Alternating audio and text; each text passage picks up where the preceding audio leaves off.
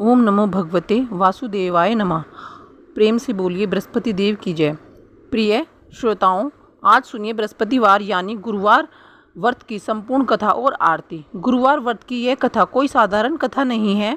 यह वह कथा है जो अगर सच्चे मन से सुनी जाए तो भाग्य बदल देती है।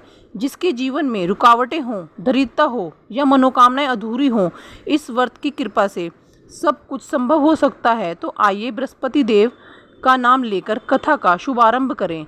सभी एक बार फिर से बोलिए बृहस्पति देवता की जय। बृहस्पतिवार व्रत की पौराणिक कथा के अनुसार प्राचीन समय की बात है कि भारतवर्ष में एक राजा राज करता था। वह बड़ा प्रतापी और दानी था। प्रतिदिन मंदिर में दर्शन करने जाता था और गरीबों और ब्राह्मणों की सहायता करता था। यह सब बातें उसकी रानी को अच्छी नहीं लगती थी। वह न तो व्रत करती और न ही गरीबों को दान देती थी और राजा को भी ऐसा करने से मना किया करती थी। एक दिन राजा शिकार खेलने वन में गए हुए थे। उसी समय बृहस्पति देव साधु के वेश में राजा के महल में भिक्षा के लिए गए और भिक्षा मांगी। रानी ने भिक्षा देने से इनकार किया और कहा, हे साधु महाराज, मैं तो दान पुण्य से तंग आ गई हूँ। मेरे पति सारा धन लुटाते रहते हैं। मेरी इच्छा है कि हमारा सारा धन नष्ट हो जाए, फिर न रहेगा और ना बजेगी बांसुरी। साधु ने कहा, देवी तुम तो बड़ी अजीब हो। धन संतान तो सभी चाहते हैं, पापी भी पुत्र और धन की इच्छा करता है। यदि तुम्हारे पास अधिक धन है तो भूखे को भोजन दो, प्यासों के लिए प्याऊ बनवाओ, मुसाफिरों के लिए धर्मशालाएं खुलवाओ, जो निर्धन अपनी कुंवारी कन्याओं का विवाह नहीं कर सकते उनका विवाह करा दो। ऐसे और कई काम हैं जिनके करने से तुम्हारा यश लोक परलोक में फैलेगा। परंतु रानी पर उपदेश का कोई प्रभाव न पड़ा। वह बोली, महाराज आप मुझे कुछ न समझाइए, मैं ऐसा धन नहीं चाहती जो हर जगह बांटती फिरूं। साधु ने उत्तर दिया, यदि तुम्हारी ऐसी इच्छा है तो ऐसा ही होगा। तुम ऐसा करना कि बृहस्पतिवार को घर गोबर से लीपकर अपने केशों को धोना। केशों को धोते समय स्नान करना। राजा से कहना कि वह हजामत बनवाए। भोजन में मांस मदिरा खाना। कपड़े धोबी के यहाँ धुलवाने देना।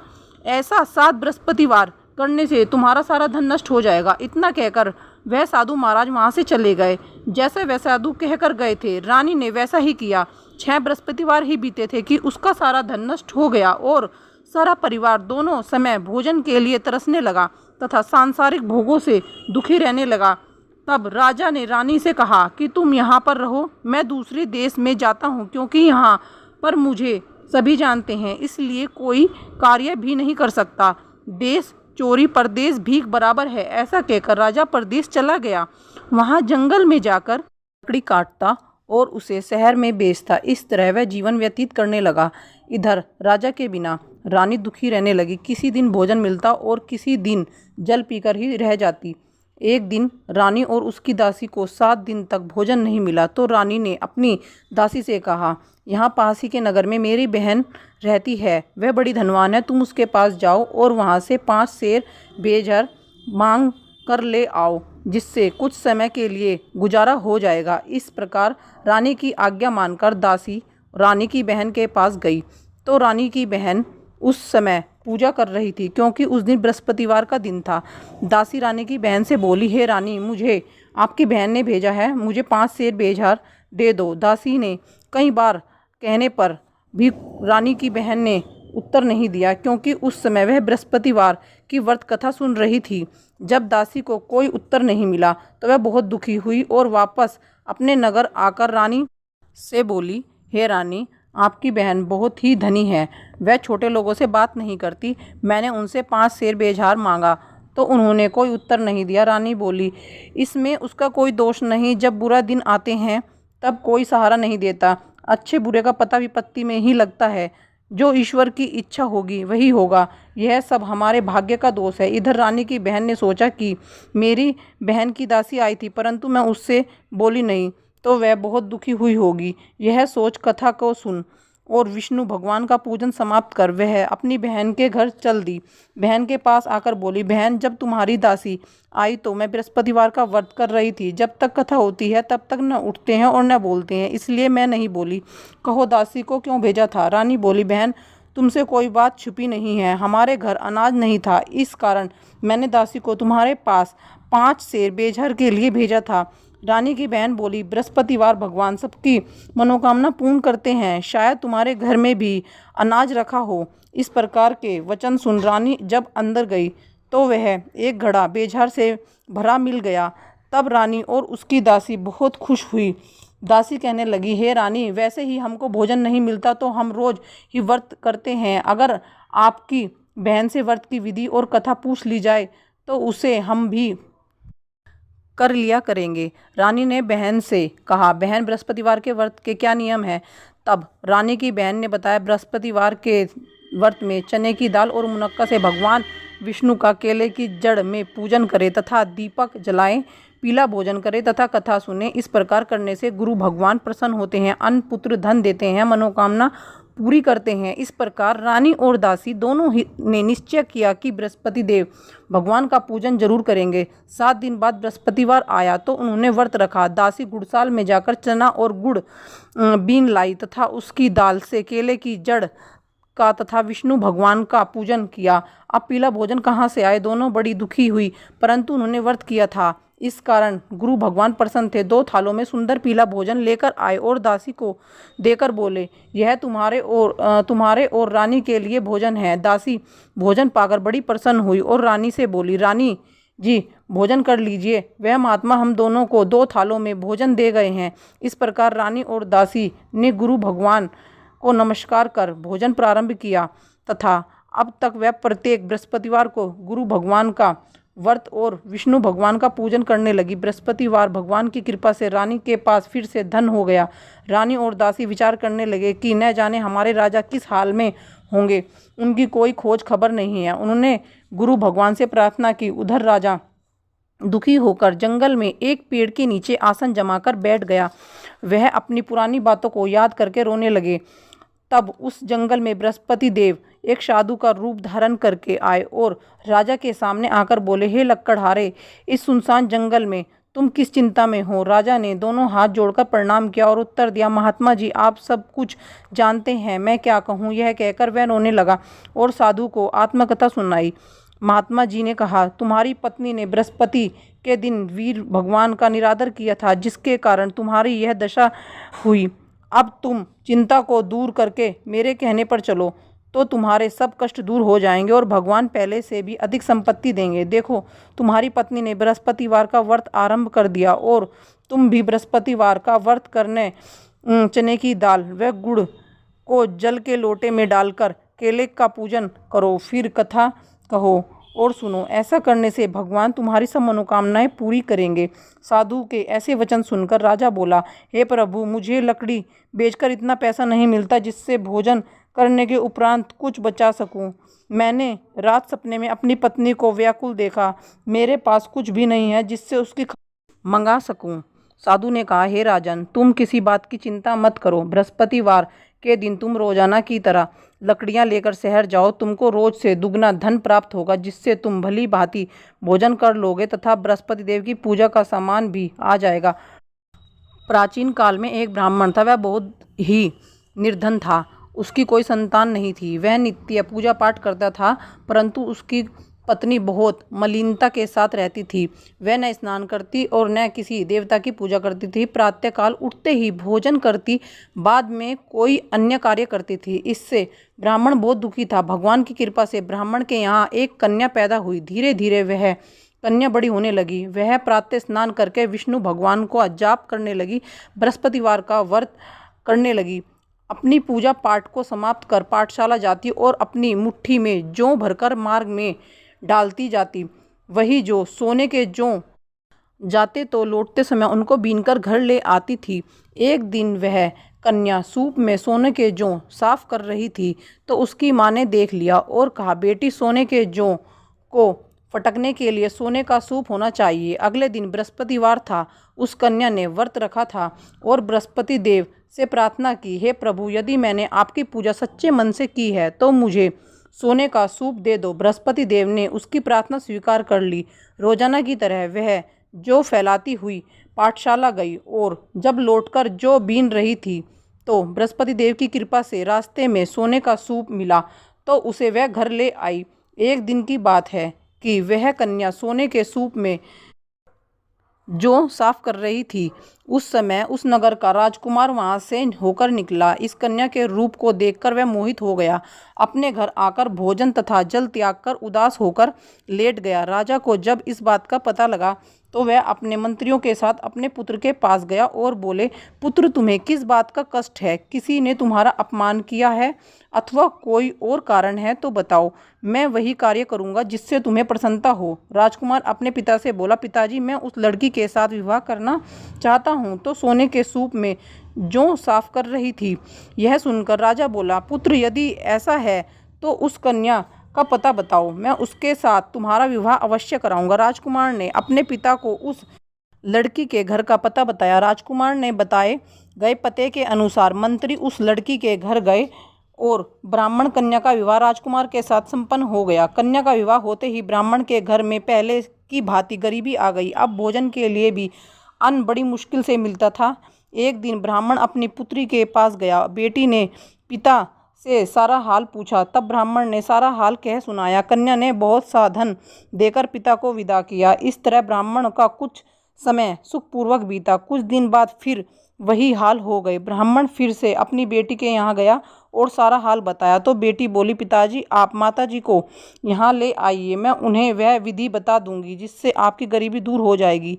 जब वह ब्राह्मण अपनी पत्नी को लेकर बेटी के घर पहुंचा तो उसने अपनी माँ को समझाते हुए कहा, माँ, तुम प्रातःकाल उठकर स्नान करने के बाद विष्णु भगवान का पूजन करो तो सब दरिद्रता दूर हो जाएगी। परंतु उसकी माँ ने उसकी एक बात न मानी। वह प्रातःकाल उठकर भोजन कर लेती थी। एक दिन उसकी बेटी को क्रोध आया और उसने अपनी माँ को एक रात कोठरी में बंद कर दिया। प्रातःकाल उसने अपनी माँ को कोठरी से निकालकर स्नान आदि कराया, पूजा पाठ करवाया तो उसकी माँ की बुद्धि ठीक हो गई और फिर वह प्रत्येक बृहस्पतिवार का व्रत रखने लगी। इस व्रत के प्रभाव से उसकी माँ भी बहुत ही धनवान तथा पुत्रवती हो गई और बृहस्पति देव की कृपा से ब्राह्मण तथा उसकी पत्नी इस लोक में सुख भोग कर स्वर्ग को प्राप्त हो गए। इस तरह कहानी कहकर साधु वहाँ से अंतर्ध्यान हो गए। जब बृहस्पतिवार का दिन आया तो राजा जंगल से लकड़ी काटकर शहर में बेचने गया। उसे उस दिन और दिनों की अपेक्षा अधिक धन मिला। राजा ने चना गुड़ आदि लाकर बृहस्पतिवार का व्रत किया, परंतु जब दोबारा बृहस्पतिवार का दिन आया तो व्रत करना भूल गया। इस कारण बृहस्पति देव नाराज हो गए। उस दिन उस नगर के राजा ने विशाल यज्ञ का आयोजन किया तथा शहर में यह घोषणा करा दी कि कोई भी मनुष्य अपने घर में भोजन न बनाए, न चूल्हा जलाए। समस्त जनता मेरे यहाँ भोजन करने आए। इस आज्ञा को जो भी न मानेगा उसे फांसी की सजा दी जाएगी। इस तरह की घोषणा संपूर्ण नगर में करवा दी गई। राजा की आज्ञा अनुसार शहर के सभी लोग भोजन करने गए, लेकिन लकड़हारा बना राजा कुछ देर बाद पहुंचा। इसलिए राजा उसको अपने साथ घर ले गए और ले जाकर भोजन करा रहे थे तो रानी की दृष्टि उस खूंटी पर पड़ी जिस पर उसका हार लटका हुआ था। रानी को हार वहां पर दिखाई न दिया। रानी ने सोचा कि मेरा हार इस मनुष्य ने चुरा लिया है। उसी समय पुलिस को बुलाकर उसको जेल में डलवा दिया। जब लकड़हारा जेल खाने में दुखी होकर विचार करने लगा कि न जाने कौन से पूर्व जन्म के कर्म से मुझे दुख प्राप्त हुआ है और उन्हें साधु को याद करने लगा जो कि जंगल में मिले थे। उसी समय तत्काल बृहस्पति देव साधु के रूप में प्रकट हो और उसकी दशा को देखकर कहने लगे, मूर्ख, तूने बृहस्पति देव की कथा नहीं करी, इस कारण तुझे यह दुख प्राप्त हुआ है। अब चिंता मत कर, बृहस्पतिवार के दिन जेल के दरवाजे पर 4 पैसे पड़े मिलेंगे, उनसे तू बृहस्पति देव की पूजा करना, तेरे सभी कष्ट दूर हो जाएंगे। बृहस्पतिवार के दिन उसे 4 पैसे पड़े मिले। लकड़हारे ने कथा कही। उसी रात्रि को बृहस्पति देव ने उस नगर के राजा को स्वप्न में कहा, हे राजा, तुमने जिस आदमी को जेल में बंद कर दिया है वह निर्दोष है, वह राजा है, उसे छोड़ देना। रानी का हार उसी खूंटी पर लटका है। अगर तुम ऐसा नहीं करोगे तो मैं तुम्हारे राज्य को नष्ट कर दूंगा। इस तरह रात्रि के स्वप्न को देखकर राजा प्रातःकाल उठा और खूंटी पर हार देखकर लकड़हारे को बुलाकर क्षमा मांगी तथा लकड़हारे को योग्य सुंदर वस्त्र व आभूषण देकर विदा किया। बृहस्पति देव की आज्ञा अनुसार लकड़हारा अपने नगर को चल दिया। राजा जब अपने नगर के निकट पहुंचा तो उसे बड़ा आश्चर्य हुआ। नगर में पहले से अधिक बाग, तालाब और कुएं तथा बहुत सी धर्मशालाएं, मंदिर आदि बन गए थे। राजा ने पूछा कि यह किसके बाग और धर्मशालाएं हैं। तब नगर के लोग कहने लगे, यह सब रानी ने बनवाए हैं।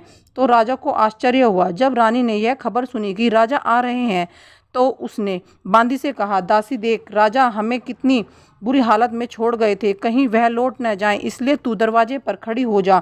आज्ञा अनुसार दासी दरवाजे पर खड़ी हो गई। राजा आए तो उन्हें अपने साथ लेकर आई। तब रानी ने कहा, हमें यह सब धन बृहस्पति देव के व्रत के प्रभाव से प्राप्त हुआ है। राजा ने निश्चय किया कि 7 दिन बाद तो सभी बृहस्पति देव की पूजन करते हैं, परंतु मैं प्रतिदिन 3 बार कहानी कहा करूंगा और व्रत किया करूंगा। अब हर समय राजा के दुपट्टे में चने की दाल बंधी रहती थी तथा दिन में 3 बार कहानी कहते।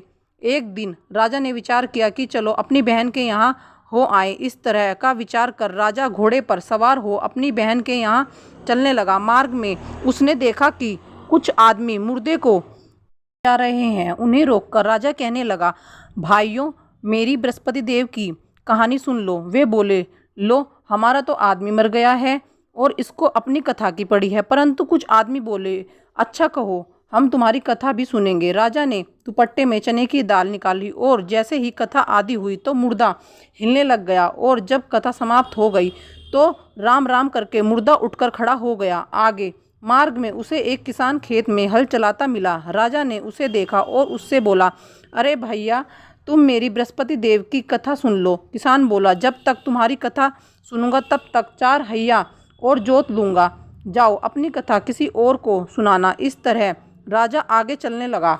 राजा के हटते ही बैल पिछाड़ खाकर गिर गया तथा किसान के पेट में बड़ी जोर का दर्द होने लगा। उस समय उसकी माँ रोटी लेकर आई थी। उसने जब यह देखा तो अपने पुत्र से सब हाल पूछ लिया और बेटे ने सारा हाल कह सुना दिया।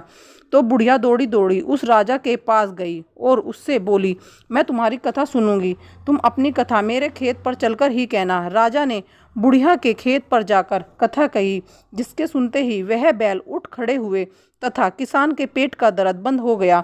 राजा अपनी बहन के घर पहुंचा। बहन ने भाई की खूब खातिर की। दूसरे दिन प्रातःकाल राजा जागा तो वह देखने लगा कि सब लोग भोजन कर रहे हैं। राजा ने अपनी बहन से पूछा, ऐसा कोई मनुष्य है जिसने भोजन नहीं किया है और जो मेरी बृहस्पति देव की कथा सुन ले? बहन बोली, भैया, यह नगर ऐसा ही है। पहले यहाँ के लोग भोजन करते हैं, बाद में अन्य काम करते हैं। अगर कोई पड़ोस में ऐसा हो तो देख आओ। वह ऐसा कहकर देखने चली गई, परंतु उसे कोई ऐसा व्यक्ति नहीं मिला जिसने भोजन न किया हो। अंत में वह एक कुम्हार के घर गई जिसका लड़का बीमार था। उसे मालूम हुआ कि उनके यहाँ 3 दिन से किसी ने भोजन नहीं किया है। रानी ने अपने भाई की कथा सुनने के लिए कुम्हार से कहा तो वह तैयार हो गया।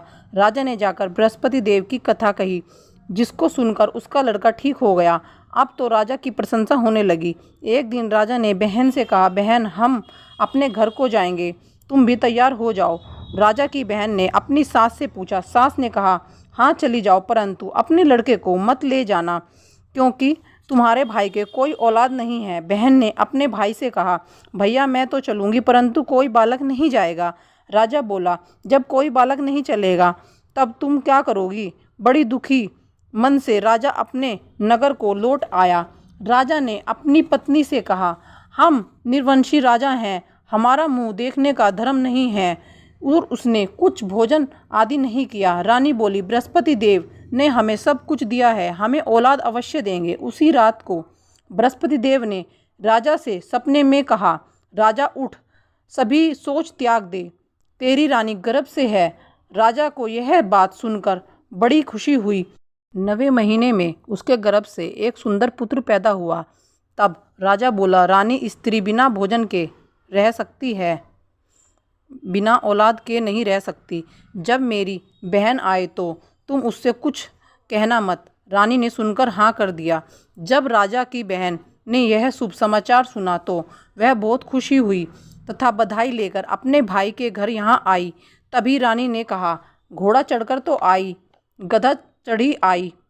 राजा की बहन बोली, भाभी, मैं इस प्रकार न कहती तो तुम्हें औलाद कैसे मिलती। बृहस्पति देव ऐसे ही हैं जैसे जिसके मन में कामनाएं हैं सभी को पूर्ण करते हैं। जो सद्भावना पूर्वक बृहस्पतिवार का व्रत करता है एवं कथा पढ़ता है अथवा सुनता है, बृहस्पति देव उसकी मनोकामना पूर्ण करते हैं। भगवान बृहस्पति देव उसकी सदैव रक्षा करते हैं। संसार में सद्भावना से भगवान जी का पूजन व्रत करके सच्चे हृदय से उसका मनन करते हुए जयकारा बोलना चाहिए। ओम जय बृहस्पति देव, जय बृहस्पति देव, ओम जय बृहस्पति देव। बृहस्पतिवार के व्रत की श्रद्धा के साथ आरती करते हैं। ओम जय बृहस्पति देवा, स्वामी जय बृहस्पति देवा। छिन छिन भोग लगाओ कंदिली फल मेवा।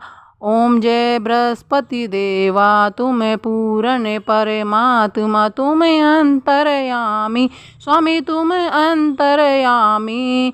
जगत पिता जगदीश्वर, जगत पिता जगदीश्वर, तुम सबके स्वामी। जय बृहस्पति देवा, प्रभु जय बृहस्पति देवा। चरणामृत निज निर्मल, सब पातक हरता, स्वामी सब तक हरता। सखल मनोरथ दायक, सकल मनोरथ दायक, कृपा करो भरता। ओम जय बृहस्पति देवा, तन मन धन अर्पण कर, जो जन शरण पड़े, स्वामी जो जन शरण पड़े। प्रभु प्रकट तब होकर, प्रभु प्रकट तब होकर, आकर द्वार खड़े। ओम जय बृहस्पति देवा, जय बृहस्पति देवा। दीन दयाल दयानिधि, भगतन हितकारी, स्वामी भगतन हितकारी। पाप दोष सब हरता, पाप दोष सब हरता, भव बंधन हारी। ओम जय बृहस्पति देवा, स्वामी जय बृहस्पति देवा। सकल मनोरथ दायक, सब संशय तारो, प्रभु सब संशय तारो। ओ विषय विकार मिटाओ, विषय विकार मिटाओ, संतन सुखकारी। जय बृहस्पति देवा, प्रभु जय बृहस्पति देवा। जो कोई आरती तेरी प्रेम सहित गावे, स्वामी प्रेम सहित गावे, जेठानंद बंद सो निश्चय पावे। ओम जय बृहस्पति देवा, ओम जय बृहस्पति देवा, स्वामी जय बृहस्पति देवा। छिन छिन भोग लगाओ कंदिली फल मेवा। ओम जय बृहस्पति देवा, स्वामी जय बृहस्पति देवा। श्री विष्णु भगवान की जय। ओम बृहस्पतिवाय नमो, ओम बृहस्पतिवाय नमो। अगर आपको आज की हमारी यह वीडियो अच्छी लगी हो तो चैनल को सब्सक्राइब कीजिए। अगर हमारे चैनल पे नए हैं तो बेल आइकन ऑल कीजिएगा और सारी वीडियो लाइक कीजिएगा, नोटिफिकेशन ऑन कीजिएगा। ओम बृहस्पतिवाय नमो।